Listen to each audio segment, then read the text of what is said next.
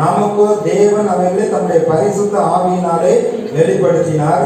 அந்த ஆவியானவர் எல்லாவற்றையும் தேவனுடைய ஆழங்களையும் ஆராய்ந்திருக்கிறார். ஜென்ம சுபாவம் உள்ளவர்கள் ஆவிக்குரியவர்களை ஏற்றுக்கொள்ள மாட்டார்கள். கர்த்தர் உங்களுக்கு சுகம் கொடுப்பார்னா எப்படி சுகம் கொடுப்பார்?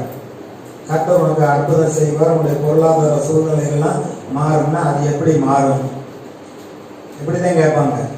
ஆனா இங்க சொல்லப்பட்டிருக்கு, இன்னும் வாக்குத்தத்த வசனங்கள்ல தேவன் தம்மிடத்தில் அன்பு கூறுகிறவர்களுக்கு தேவன் வைத்திருக்கிற நன்மை பெரிதா இருக்கிறது. இன்னும் வசனம் கர்த்தருடைய வாக்குத்தத்தம் என்ன சொல்லுகிறது? ரோமர் 8:23-26 வரைக்கும் பாத்தீங்கன்னா, அவரிடத்தில் அன்பு கூறுகிறவர்களுக்கு சகலமும் நன்மைக்கு ஏதுவாக நடக்கிறது. விருதாவாக என்னை தேடுங்கள் என்று நான் யாக்கோபின் சந்ததிக்கு சொன்னதில்லை என்று சொன்ன தேவன் நீதியை பேசி யதார்த்தமானவைகளை அறிவிக்கிற கர்த்தர். பஞ்ச காலத்திலையும் நம்மை திருப்தியாக அவர் சாப்பிட வைக்கிறவர். சமாரியா பட்டணத்துல கூடிதான பஞ்சம் வந்தது. பஞ்சம்னாலும் பஞ்சம், பிள்ளையை வெட்டி சாப்பிடுற அளவுக்கு அந்த பட்டணத்துல அவ்வளவு பெரிய பஞ்சம். ஏன்னா எதிரி ராஜாக்கள் பட்டணத்தை முற்றுகையிட்டு விட்டார்கள். பட்டணத்துல இருந்து யாரும் வெளியேயும் வரல, உள்ளேயும் போக முடியவில்லை.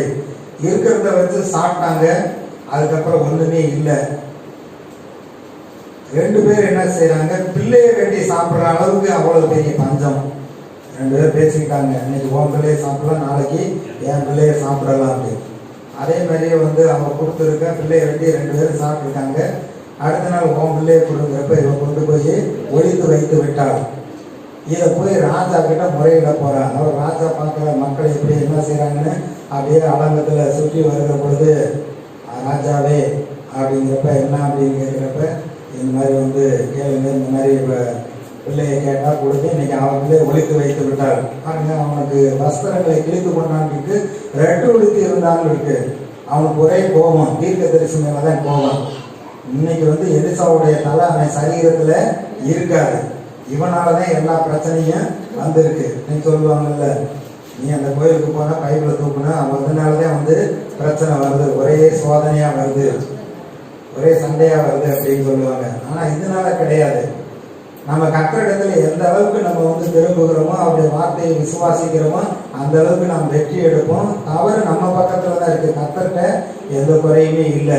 தேசத்துல பஞ்சமும் பிரச்சனையும் அப்படிங்கிறப்ப தேவனை தேடாததுனால, தேவனை விட்டு அவர்கள் பாராளை பின்பற்றினாலதான் அவங்க பஞ்சம் உண்டாயிருக்கு. அப்ப உடனே தீர்க்கதரிசிக்கிட்ட போனா வேலைக்காரன் அனுப்புறான், சீக்கிரம் கதவை சாத்தி போடுங்க, ஏன்னா அவனுடைய எஜமானுடைய கால் சத்தம் எனக்கு கேட்குது, என் தலையை வாங்கறதுக்கு அந்த கொலைபாதனுடைய மகன் ஆள் அனுப்பி இருக்கான் அப்படின்னு தீர்க்கதரிசி சொல்றாரு. இல்ல அவங்க வந்தவங்க என்ன சொல்றாங்க? இல்ல, இந்த பஞ்சம் கர்த்தரால தான் வந்தது, நாங்க என்ன செய்யறது, கர்த்தரால தான் இந்த பிரச்சனை வந்ததுன்னு சொல்றாங்க. அப்ப தேவனுடைய வார்த்தை என்ன சொல்லப்பட்டிருக்கிறது? நாளைக்கு இந்நேரத்துல ஒளிமுக வாசல்ல 1 மரக்கால் கோதுமை 1 சேக்கலுக்கும் 2 மரக்கால் கோதுமை 1 சேக்கலுக்கு விற்கப்படும் அப்படின்னு கர்த்தர் சொல்றாரு. அப்படின்னு சொன்னா நாளைக்கு 24 மணி நேரத்துல சூழ்நிலை மாறப்போகுது. நம்ம கணக்குப்படி நம்மளா சொல்லிக்கிட்டோம்னாக்க 1 கிலோ அரிசி 1 ரூபாய்க்கு விற்க போகுது. அந்த அளவுக்கு ரொம்ப சீப்பா கிடைக்க போகுதுன்னு சொன்னா, அந்த பிரதானி ராஜாவுக்கு கையில கொடுக்குற அந்த பிரதானி சொல்றேன், கர்த்தர் வானத்தை மதக திறந்தா கூட இது நடக்குமா? இல்லைன்னா நடக்கவே நடக்காது. அவர் மதக திறந்தாத்தே நடக்கும் அப்படின்னு. அப்ப அவர் சொல்லிட்டாரு, நீ கண்ணால பார்ப்ப, ஆனா நீ சாப்பிட மாட்ட. தேவனுடைய வார்த்தையை தீர்க்கதரிசி சொல்லுகிற பொழுது அதை விசுவாசித்து அப்படியே கண்டிப்பா சூழ்நிலை மாறும்னா, அவனும் விசுவாசித்து ராஜா கிட்டையும் கொஞ்சம் ஐடியா கொடுத்து சொன்னேன்னா அது கர்த்தருக்கு மகிமையா இருந்திருக்கும். ஆனா அவன் என்ன சொல்லிட்டான், இது நடக்குமா அப்படின்னு கேள்வி பண்ணிட்டு போயிட்டான். ஆனா தீர்க்கதரிசி சொல்ற, நீ கண்ணில் பார்ப்ப, ஆனா நீ சாப்பிட மாட்டாங்க. பாத்தீங்கன்னா 24 மணி நேரத்தில் கர்த்தர் சூழ்நிலையை மாற்றி விட்டார். எல்லா தானியமும் பொருட்களும் அவங்களுக்கு கிடைத்தது. ஏன்னா எதிரிகள் கொண்டு வந்ததெல்லாம் அப்படியே விட்டுட்டு ஓடி போய் விட்டார்கள். கர்த்தர் ராணுவ இறைச்சலின் சத்தத்தை கேட்க பண்ணார். எதிரிகள் எல்லாத்தையும் விட்டுட்டு போயிட்டாங்க. இஸ்ரேல் அந்த சமாரியா பட்டணத்தில் இருந்தவங்களும் அதெல்லாம் எடுத்துட்டு வந்தாங்க. அதே போல இப்போ ஒழுங்கு வாசல்ல விற்கப்பட்டது. அந்த பிரதானி அங்கே ஜனங்களை வரிசையா நில்லுங்க, கரெக்டா நில்லுங்கன்னு சொல்லிக்கிட்டு இருந்தேன். கடைசியில் ஜனங்கள் ஏற்கனவே பஞ்சத்தில் இருந்ததுனால அவனை தட்டி போட்டு நிறுத்திட்டு அவன் எல்லாரும் தானியை வாங்கிட்டான். அவன் கண்ணில் பார்த்தான், ஆனால் அதை பெற்றுக்கொள்ளவில்லை.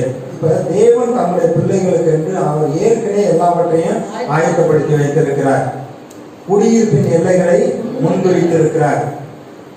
எபேசியர் 2:10 சொல்லப்பட்டிருக்கு, நம்ம அக்கிரிகளை செய்வதற்கு கிறிஸ்து இயேசுவுக்குள்ளாக சிருஷ்டிக்கப்பட்டு அவைகளில் நடக்கும்படி அவர் முன்னதாக எல்லாவற்றையும் ஆயத்தம் பண்ணி இருக்கிறார். புதிய ஏற்பாட்டில் பவுலுடைய நிருபத்தில எல்லாம் வந்து பாத்தீங்கன்னா, அவர் உலக தோற்றத்துக்கு முன்பே கிறிஸ்துவுக்குள் நம்மை தெரிந்து கொண்டார். உலக தோற்றத்துக்கு முன்பே அவர் நம்முடைய வாழ்க்கைக்கு வேண்டிய எல்லாவற்றையும் ஆயத்தப்படுத்தி வைத்திருக்கிறார். சிலுவையிலே தம்முடைய ஜீவனை கொடுத்து எல்லாவற்றையும் சம்பாதித்து வைத்திருக்கிறார்.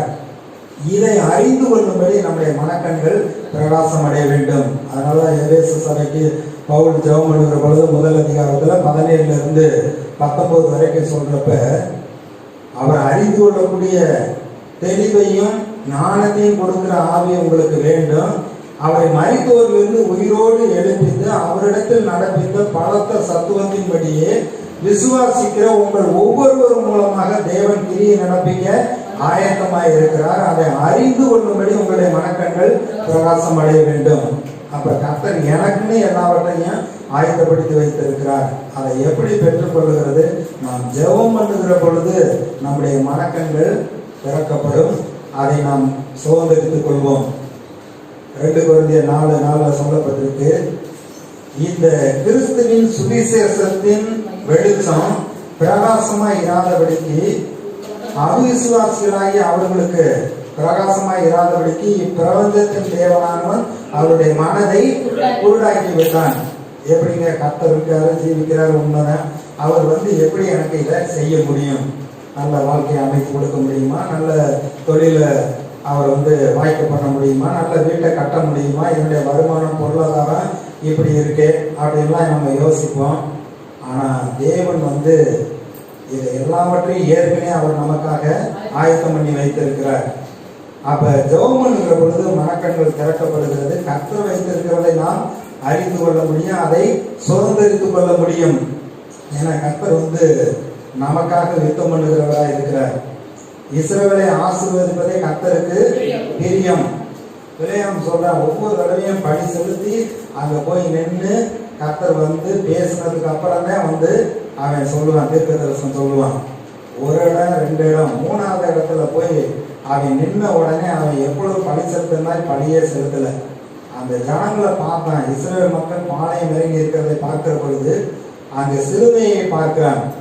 அவங்க ஆசரிப்பு கூடாரம் இந்த பக்கம் அந்த பக்கம் 4 கோத்திரமா அவங்க இருக்கிறத கூடாரம் போட்டு இருக்கிறத பார்த்தா மேல உயரமான மலையிலிருந்து பார்க்கிறப்ப சிலுவை அடையாளத்தை அவன் பார்க்கிறான், கிறிஸ்துவை பார்க்கிறான். அதை பார்த்த பின்பு அவன் சொல்றான், கண் திறக்கப்பட்டவன் விளம்புகிறதாவது இஸ்ரவேலை ஆசீர்வதிப்பதே கர்த்தருக்கு பிரியம். யாக்கோபே உன் கூடாரங்களும் இஸ்ரவேலே உன் வாசஸ்தலங்களும் எவ்வளவு அழகானவைகள். ஆனா எதிரி ராஜா கூட்டிட்டு போனதே, காசு கொடுத்து உனக்கு கூட்டிட்டு போனது அந்த ஜனங்களை சபிக்கணும்னு சொல்லிதான். ஆனா கர்த்தருடைய ஆவியானவருடைய கண்ணை திறந்த உடனே இந்த மக்கள் உடன்படிக்கையின் மக்கள், இவர்கள் ஆசீர்வதிக்கப்பட்டவர்கள், இவர்களுடைய ஆசீர்வாதத்தை யாரும் தடுக்க முடியாது, இவர்களுக்கு விரோதமா பில்லி சூனியம் பண்ண முடியாது. ராஜாவின் ஜெயகம்பீரம் இருக்கு, கர்த்தர் இவர்களோட கூட இருக்கிறார், ராஜாவா இருக்கிறார். இவர்களுடைய வாசஸ்தலம் அவ்வளவு அழகா இருக்கு. ஒரு பறவை போகிற ஆற்றை போல, சந்தன மரத்தை போல இவங்க அவ்வளவு செழிப்பாக ஆசீர்வாதமா தான் இருப்பாங்கிறத அவன் சொல்லுகிறான். எனக்கு தேவனுடைய பிள்ளைகள், இயேசுவின் ரத்தத்தினால நம்ம மீட்கப்பட்டிருக்கிறோம்.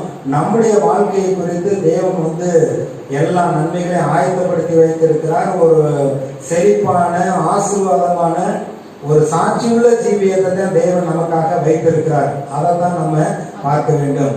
எல்லாரும் கைவிட்டுட்டாங்க, சொந்த பந்த உதவி செய்யல, நமக்கு யார் இருக்கா, நம்ம என்ன செய்யறது அப்படின்லாம் நீங்க நினைக்காதீங்க. தகப்பனையும் தாயை காட்டிலும் இவர் மேலானவராக இருக்கிறார். இவர் கூட நம்மை வழி நடத்துகிறவராக இருக்கிறார். ஆனால் நம்ம ஜெபம் பண்ணுகிற பொழுது நம்முடைய மனக்கண்கள்ல அவர் வைத்திருக்கிறதை நாம் பார்க்க முடியும். அவை எல்லாவற்றையும் சுதந்திரித்துக் கொள்ள முடியும்.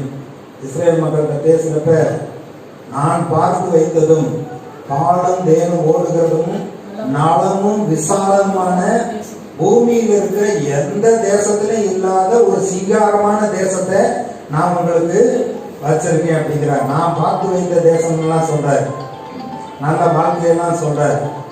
அதை விசுவாசித்தவங்க அவங்க அதை பெற்றுக்கொண்டார்கள். யோசேப்பு காலேபு 2 பேருமே தேவனுடைய வார்த்தையை விசுவாசித்தார்கள்.